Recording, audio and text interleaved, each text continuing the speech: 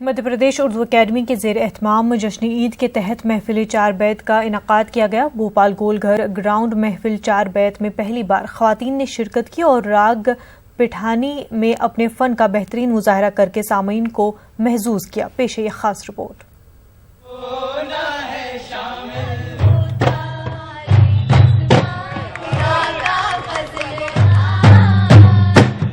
चार बैत एक 400 साल कदीम फन है जिसमें दफ पर मर्दों के जरिए चार चार मिसरों को पेश करके अपने फन का मुजाहरा किया जाता है।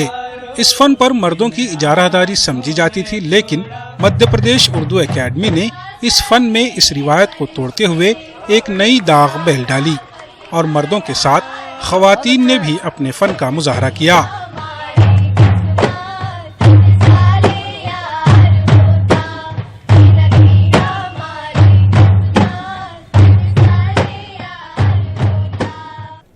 आप बहुत कामयाब रहा। मैं मुतमईन हूँ, आप भी मेरे ख्याल से मुतमईन होंगे। पहली बार ख़वातीन उतरी हैं चार बैत के मैदान में, इनके लिए ये फ़न बिल्कुल नया था।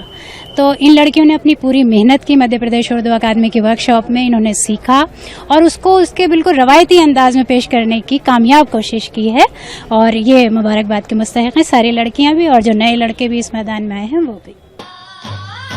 चार बैत पेश करने वाली ख़वातीन की टीम ने न सिर्फ इसका इस्तकबाल किया बल्कि इस तरह के मजीद प्रोग्राम के इनेकाद की उर्दू अकेडमी से सिफारिश भी की। कौन रोता है शबे गम, कौन रोता है शबे गम, मेरे मदफन के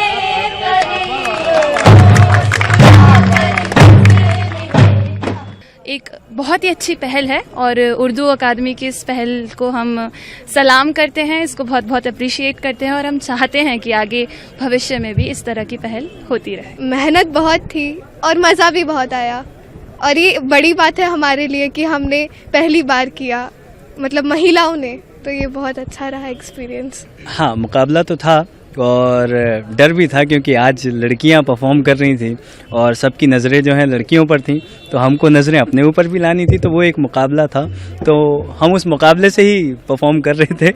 तो आज बहुत मज़ेदार रहा, बहुत अच्छा। तकरीब में बड़ी तादाद में सामाईन ने शिरकत की और चार बैत जैसे कदीम फन को जिंदा करने की अकेडमी की कोशिश की सताइश की। न्यूज़ 18 उर्दू के लिए भोपाल से मेहताब आलम की रिपोर्ट।